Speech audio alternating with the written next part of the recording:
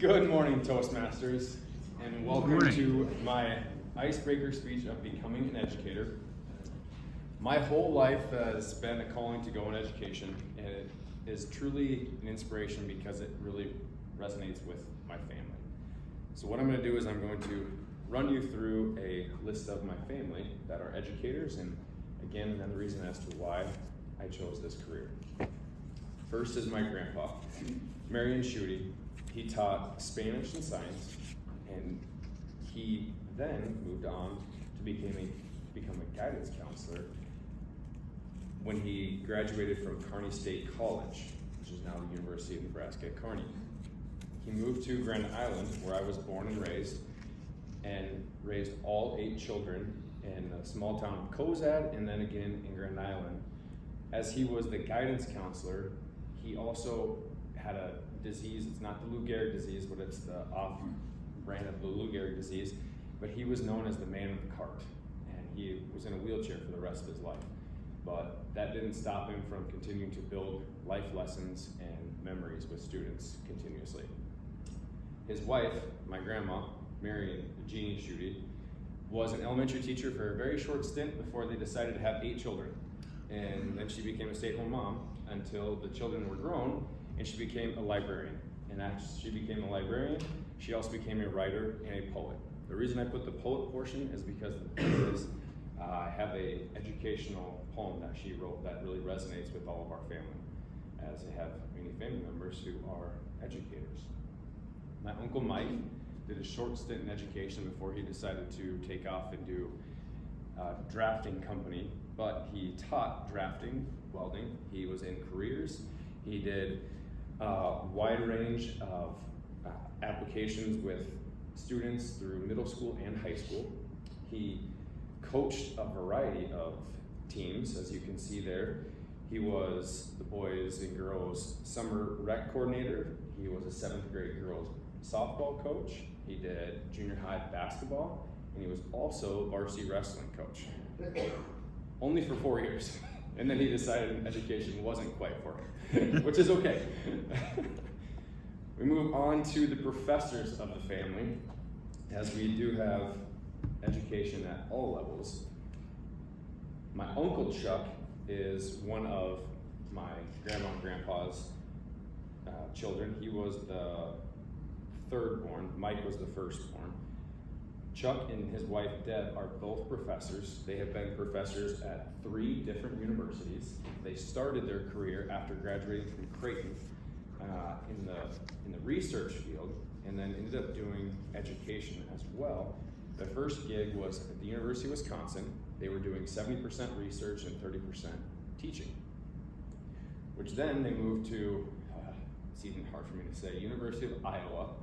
And at the University of Iowa, they did about 50% teaching, 50% research. While my uncle was there, his research was all about trying to find a gene that from plants that when you smell it, it dictates what you are thinking. Maybe it's festive for some, maybe it's not, I don't really know. But he pursued this all the way to Michigan State, where you can see he has his shirt on there. They're now up at the Michigan State University, and that is where they've been for the last 7 years. And he did finally figure out what gene he was looking for with his research there, and he is now still educating students at Michigan State University. Moving on to the music side of the family here, this is my Aunt Fran. She is in the middle with the black, and her husband is standing right behind her. Uncle Tom and Aunt Fran were music educators. They also did the short stint of music education before deciding to change career paths. She now just takes on and does a recruit and hire business and down in Texas. They were in Lincoln, Nebraska for a number of years, but before that even, Uncle Tom was a professional opera singer out in Boston, Massachusetts, and that's where they got their degrees, was both out in Boston at a school for music. And they have continued to sing in choirs. Both of them sing at mine and Darcy's, our wedding. They did a beautiful job, and it's always nice to have all facets of education for that. And then my cousins. I have a few cousins that decided to take off in education. The top left there is Charles, that is Chuck's oldest son. He is a marine biologist and does education with marine biology, deep sea dives, and then brings it back into the classroom. So kind of a cool gig he does that over in Virginia. My cousin Caitlin is Chuck's youngest, or his daughter, just the two kids. Caitlin graduated from Harvard. She taught middle school English. Then she decided that middle school wasn't quite it, so she went to high school English. And then she was like, why stop there, and let's be a professor like Dad. So she is now a professor at some tiny little college in Illinois teaching English. She's the only one that's crazy enough to teach English, so good for her. My middle cousin there is Jessie. She lives down in Arizona. She is an elementary teacher as well. And then my cousin TJ just moved back to Iowa. He is a middle school teacher and also a lacrosse coach. He was also a college lacrosse coach for a short stint, so pretty cool. But my overall number one inspiration is my mom. My mom just retired 2 years ago, 41 years of education. She spent her first 15 before she was laid off due to budget cuts at Giltner High School, and then moved to where I ended up going to high school, Grand Island Northwest. And she was there for 26 years. And during those 26 years, she was also a volleyball coach, and they had a run where they went to the state tournament every single year during that entire stint. So volleyball, to say, is definitely in my blood, but also sports are in my blood because everyone coached as well. And that picture on the right is my mom and dad still coaching right now at the school I went to school at, K through 8. They are now the junior high volleyball coaches there. So cool for them. They continue it, and it's exciting for all of us. But here's where it leads me to.